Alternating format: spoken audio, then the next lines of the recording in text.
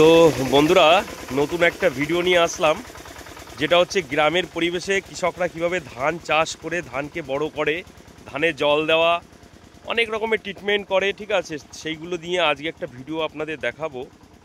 তো আমি এসছি ধানে জল দিতে।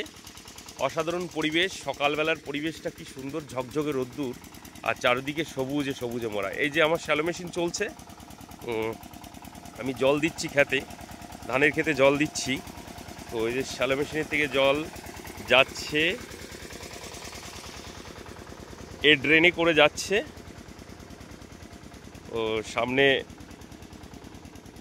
ধানের জমি আমার, সকাল বিকেল আমি আসি ধানের পরিচর্যা করতে। ছুটির মধ্যে এই কাজগুলো করতে হয়। এখন ধানের বয়স এই মোটামুটি 50 দিন, অ্যাপ্রক্স 50 দিন। 90 দিনের মাথায় এই ধান বাড়ি চলে যাবে। ধানে যদি কোনো রোগ ব্যাধি ধরে, কালকে আমি স্প্রে করে আবার পোকা ধরেছিল, যেটা হচ্ছে মাজরা পোকা বলে, সেই মাজরা পোকার ওষুধ দিয়ে কালকে স্প্রে করে গেছি। খুব কষ্ট, চাষ করা খুব কষ্টের বিষয়। তো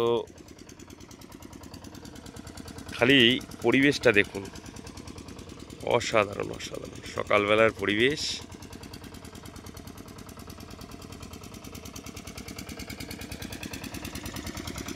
ও যে আমার বাড়ি দেখা যাচ্ছে, জুম করে দেখাই।